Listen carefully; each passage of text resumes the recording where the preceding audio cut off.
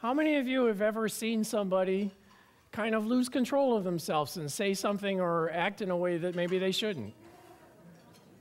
Okay, how many of you yourself have lost control and acted in a way maybe you shouldn't?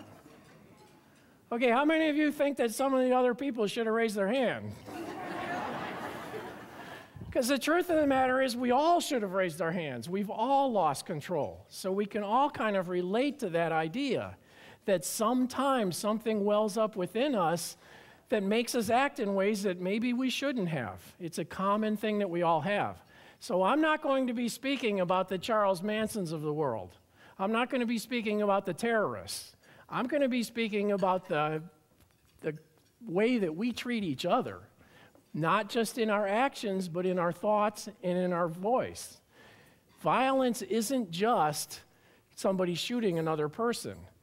A lot of times the violence that we do to each other is in our words and in our own thoughts.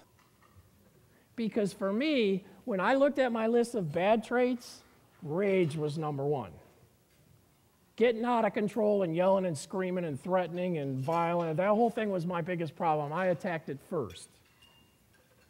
And, I had some things on my good list. I'm charming and I'm fun and, whatever. But I had the final test that really made the difference for me is that my wife and I bought a retreat center. And we were living there, and I had a book that came out, and I was doing a lot of public speaking, and I was traveling a lot, and I needed somebody to manage our facility for us. So I hired this guy. I didn't find out until after he left that he was taking the same drugs as me, so. One day, he shows up at our door. And my doctor was telling me that what you need to do is recognize your triggers and avoid them. Isn't that what they tell us? Yes. They're full of it. I'm not going to live the rest of my life avoiding everything.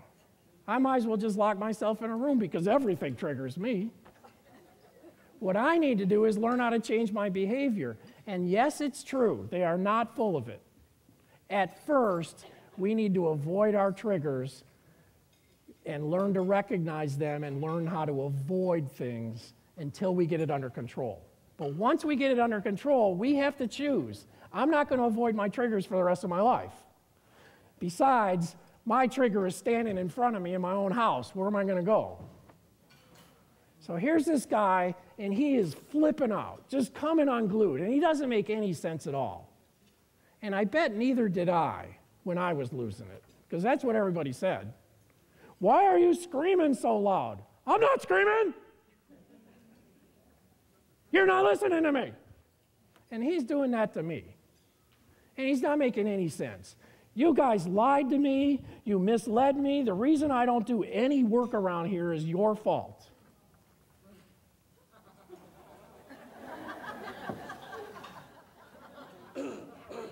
So all of a sudden I went, wait a minute, I know this.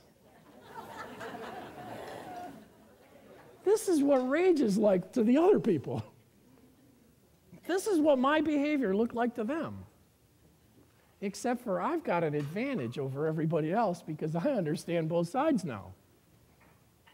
So I did what I thought was the appropriate thing to do at the time. I agreed with them. I said, you're right, I'm so sorry we lied to you, but it was my fault. And I calmed him down.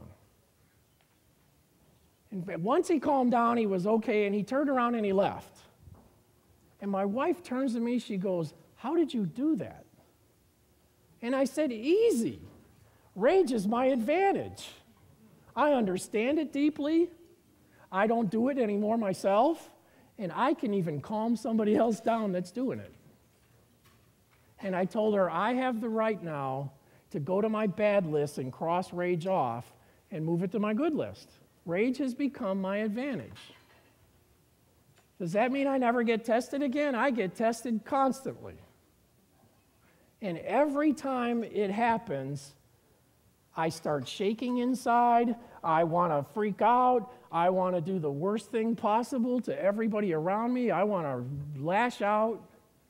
And then I go, I see this coming. I can feel it happening. I have control over it now. I can act in the right way.